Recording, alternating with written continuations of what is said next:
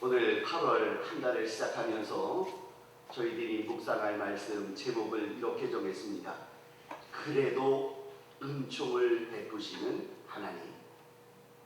그래도 은총을 베푸시는 하나님이 우리의 하나님이 되시기를 원합니다. 하나님은 약속하신 바를 이루시는 분이십니다. 아브라함을 부르사 그에게 복의 근원을 삼으실 뿐만 아니라 그에게 약속하셨습니다. 내가 너에게 땅을 주리라.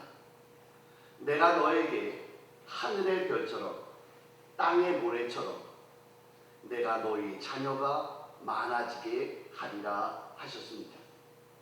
하나님은 가나안 땅을 주셨고 또한 그에게 복을 내려 주었습니다. 그런데 자식을 주시는 문제만큼은 조금 시간이 걸렸습니다. 아브라함과 사라는 하나님이 자식을 주시기까지 우여곡절의 과정들을 거쳐갑니다. 하나님의 약속을 비웃기도 하고요. 하나님의 약속을 믿지 못하기도 하고요. 하나님의 약속 앞에서 자신의 생각을 펼치고 자신의 뜻을 펼쳐나가기도 하였습니다. 그러나 하나님은 이제 약속하신 이후 25년이 지난 때가 이르매 하나님은 그에게 자식을 주었습니다. 그의 이름이 이삭이었죠. 이삭의 이름의 뜻이 무엇입니까? 웃다라는 뜻입니다. 웃음이라는 뜻이에요. 하나님은 어떤 분이십니까? 우리에게 웃음 주시는 하나님이신 줄 믿습니다.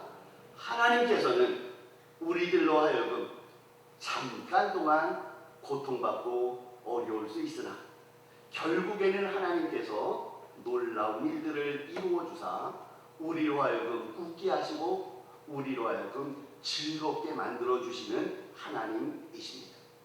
이번 8월 한 달 동안 하나님께서 저희들에게 웃음의 은혜를 회복시켜 주시기를 축복합니다. 웃을 수 있었으면 좋겠어요. 우리의 얼굴에 환함이 있고요. 우리의 마음속에 하나님께서 약속하신 그 말씀이 드디어 이제 우리에게 이루어졌구나 라고 하면서 하나님께 웃을 수 있는 이런 날이 될 수 있기를 원합니다. 그런데 이제 웃음의 아들 이삭이 나이가 조금 들었습니다. 자, 그런데 이제 이 아브라함의 가정에 문제가 생겼고요. 또 이 가정에 어려운 일이 벌어지게 됐습니다. 과연 이 가정의 어려움은 무엇 때문일까 생각해 보았더니 오늘 본문에서 발견하는 첫 번째 사실, 자기의 이치와 은혜를 망각하면 하나님으로부터 해를 받을 수밖에 없다라는 뜻입니다. 오늘 여기 보니까 하갈과 이스마엘이 아브라함의 집에서 쫓겨났습니다. 과연 왜 쫓겨났습니까? 그것은 오늘 본문을 이렇게 말하네요. 이스마엘이 이삭을 놀렸다 그렇게 말합니다. 이스마엘이 이삭을 놀린 그 일 때문에 하갈과 이스마엘은 아브라함의 집에서 쫓겨나 광야에서 방황하게 되었다라는 것입니다. 그런데 이 하갈은요, 이번이 첫 번째 쫓겨남이 아니었습니다. 하갈은 지난번에도 쫓겨났어요. 지난번에는 왜 쫓겨났습니까? 그때는 하갈이 자신이 임신한 것으로 인하여 자기의 여주인을 멸시했습니다. 자기 여주인에게 이렇게 말했습니다. 애기도 못 낳는 주제에 이런 식의 표현들을 했다는 거죠. 사라가 가만히 있지 않았습니다. 그를 쫓아내 버렸습니다. 하나님께서는 그 쫓겨난 하갈에게 이렇게 말씀했지요. 하갈아, 너는 아브라함의 품으로 돌아가라. 그리고 내 주인에게 복종하라. 순종하라. 그의 말을 따르라. 이렇게 말했습니다. 그런데 이제 그 자식을 낳고 그 아들 이스마엘이 자랐는데 그 자식이 이번에는 이삭을 놀리며 조롱하는 일이 벌어지게 됐다는 거죠. 오늘 여기서 우리 생각할 점이 있습니다. 하갈과 이스마엘은 아브라함의 씨이긴 하지만 그들의 본질적인 신분은 무엇입니까? 그들은 아브라함과 사라의 종이었다라는 점을 하갈과 이스마엘은 똑똑히 기억해야겠습니다. 그런데 그가 자신의 위치를 제대로 확인하지 못하고 자신이 어떤 위치에 있는지를 제대로 분별하지도 못하고 함부로 나대다가 오늘 본문에 어려운 일들을 겪게 되었다라는 것입니다. 저는 오늘 성도님들께 한 가지 중요한 말씀을 좀 나누고 싶습니다. 우리는 어떤 위치에 있는 사람들입니까? 우리는 어떤 사람들입니까? 우리는 하나님의 자녀입니다. 하나님이 우리를 너무나도 사랑하시는 언약의 백성입니다. 우리는 그리스도의 피로 하나님의 자녀 되어진 특권을 가진 사람들입니다. 우리는 자부심을 가져도 됩니다. 우리의 신분은 바뀌었습니다. 그럼에도 불구하고 우리들이 똑똑히 기억할 것이 하나 있습니다. 그것은 우리 자신은 하나님 앞에 늘 겸손하고 하나님 앞에 부러뜨리고 하나님을 높여드려야 되는 하나님의 종이라는 사실들을 기억해야 합니다. 우리는 하나님 앞에 내 자신을 살펴보아야 합니다. 과연 나는 어떤 존재인가? 나 혼자 그냥 살 수 있는가? 내가 이렇게 이 모든 일을 넉넉히 감당할 수 있는 그러한 존재인가? 아니라는 것입니다. 우리는 이번 8월 한 달을 살아가는 동안에도 하나님의 은혜 없으면, 하나님의 은총이 없으면, 하나님의 돌보심이 없으면 우리는 이 세상을 한 달을 살아갈 수 없는 연약한 인생이요, 부족한 인생이요, 우리는 허물 많은 연약한 자이니 하나님 저를 불쌍히 여겨주세요라고 하면서 하나님 앞에 늘 겸손하게 꿇어엎드리는 이러한 사람이 되어질 때에 하나님은 우리를 나의 영원한 자녀로 삼으시고 우리를 돌보시며 우리에게 은총 베풀어 주실 줄 믿습니다. 오늘 우리 하나님 앞에서 이번 8월 한 달을 살면서 하나님 앞에서 내가 어떤 존재인지를 똑똑히 기억해야 됩니다. 나는 그리스도의 종인가? 나는 하나님의 사람인가? 나는 하나님의 뜻을 이루어가는 하나님의 신실한 일꾼인가? 내 자신을 살펴보면서 늘 하나님 앞에 나를 바르게 세워야 된다. 그것입니다. 그런데 그 문제가 생겼습니다. 결국 하갈과 이스마엘은 아브라함의 집에서 쫓겨나게 되었습니다. 이제 두 번째로 생각할 점이 하나 있습니다. 그것은 실수로 인하여 잘못된 자리에 들어가서도 그는 여전히 하나님의 은혜를 사모해야 한다라는 점입니다.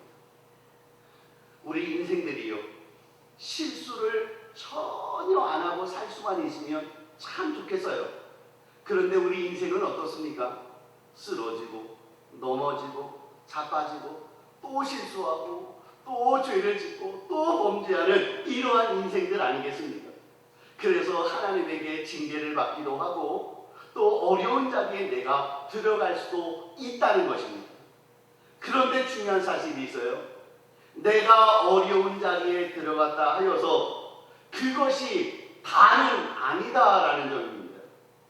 하나님의 언약의 백성, 은총을 입은 주의 백성, 하나님의 자녀 되어진 우리들이 할 수 있는 것이 한 가지가 있습니다.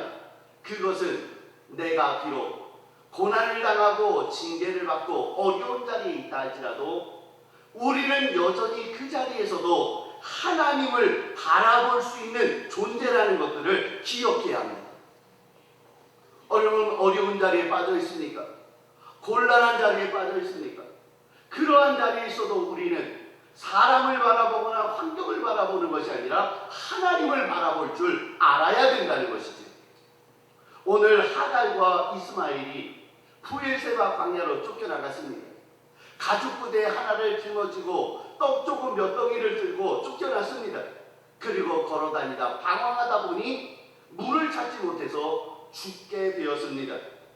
이때 하갈이 이러한 상황을 보면서 하갈이 취할 수 있는 행동은 이런 거였죠. 야 이놈아, 왜 너는 이삭을 놀려가지고 하필이면 우리를 이렇게 만들어서 다 너 때문에 그런 거야. 바로 너의 이 모습이 우리를 이렇게 만들어서 너 때문에 문제야. 네가 문제야. 너 때문에 어떡할래 너 이거. 너 책임져. 이럴 수 있었겠지요? 아니요. 오늘 본문에 보니까 하갈이 그나마 은총의 사람이에요.